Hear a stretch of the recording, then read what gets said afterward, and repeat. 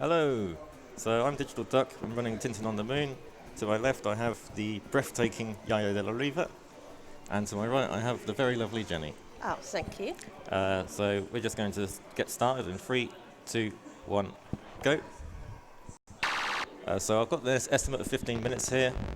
It's not going to take that long at all. The original idea was that I was going to bring actual hardware to ESA and have a custom meme loading screen and everything, but apparently spectrums that still work are very hard to find.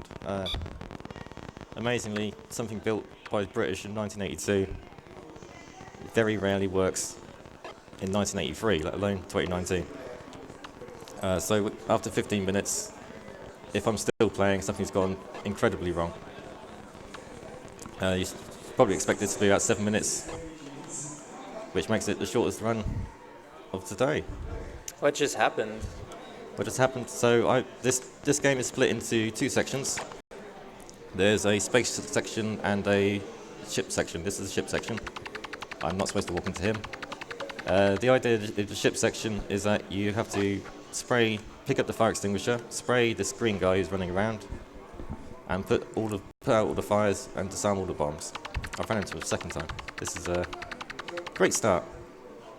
The green guy's movements are scripted, so they're the same every time, which is why running into him is stupid.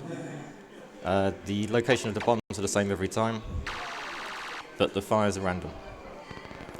Similarly here, the aim is to collect 10 red orbs. I have no idea why. I guess red makes you go faster. That's why they paint the rocket red as well. The yellow orbs give you health. It's the only part of the game where you can actually get health, so you might actually see me grind for some health sometimes. Obviously, the asteroids, you avoid those because they take away health.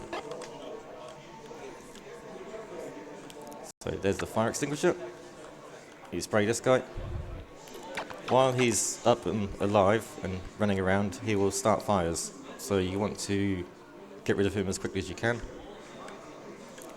Otherwise, it's going to be a very painful life, having to chase him around everywhere and put out all the fires. There's very heavily RNG dependent, this section, because where the asteroids spawn, where the orbs spawn, how fast they're going, when they spawn, is all entirely random. And I've lost a few runs to this section because I've just been sitting in the middle waiting for orbs to spawn, and none of them been spawning. Hopefully that won't happen today, but you never know.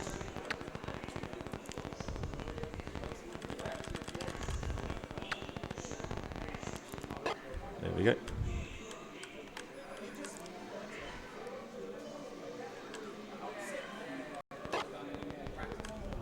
Let's pick up the fire extinguisher. Most important part of the game. Did you bring a fire extinguisher, by the way? Oh, damn, no, I forgot it. It's too heavy to carry, dude. Yeah. Sorry. They tend to attach them to the walls as well, which makes them very hard to steal.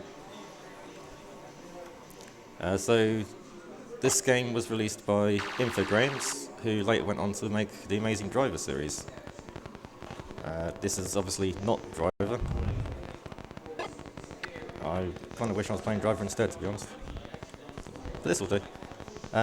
If you've played it on any of the other versions, so it's also released on MS-DOS, the Atari ST, the Amiga, and the Commodore 64, you might notice that this looks like a completely different game. And that's because it is. The Spectrum version was built from scratch instead. The space sections are much more dense than the other versions, and this is scrolling, whereas in every other version of the game it's actually a flip screen affair. I actually think that makes this the best version of the game, but if you've actually played any of the other versions you'll probably disagree, because this is, it has its good points. The game is an adaptation of the Tintin stories, Tintin, Destination Moon and Explorers on the Moon, which are two of Hergé's great classics. And I actually originally submitted this game as a joke, and then I realised that since it's ESA summer 2019 is set in the last week of July, that actually makes it the week of the 50th anniversary of the Apollo 11 moon landings, where Neil Armstrong and Buzz Aldrin first set foot on the moon, along with the help of Michael Collins and all of the amazing scientists at NASA. We're going to rewrite history today, though, because in this game, Tintin is the first man to set foot on the moon. And I think he's much more deserving, because his hair is a lot better than Neil Armstrong's. Although not in this game. What's that hairstyle supposed to be in this game? Looks more like a buzz cut. Can you imagine Tintin with a buzz cut? It doesn't work.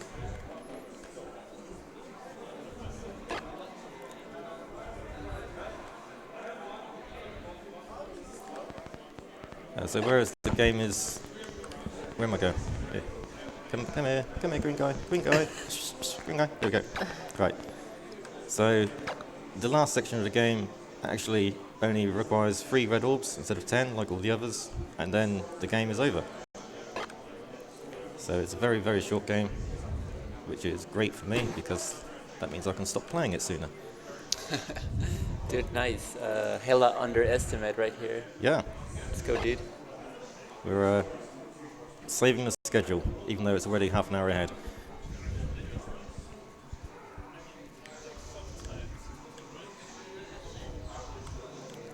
So let's... Hang on, where's this last fire? Where is this last fire? There it is. Right. So let's count down the last 3 red orbs. We'll go from 1, 2, 3.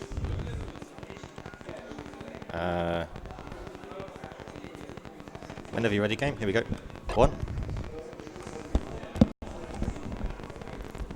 Here, boy. Red. Here, boy. No, missed that one. Here, boy. Come on.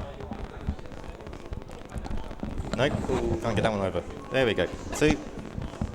And one final one for time. 3 and time.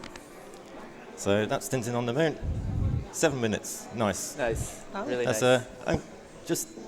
should we do it again? We've got enough time. Should we do it again? No, That's really fast. Wow. Okay, so thanks for watching. That's Tintin on the moon. Enjoy the much better games coming up after this. Thank you. Thank you.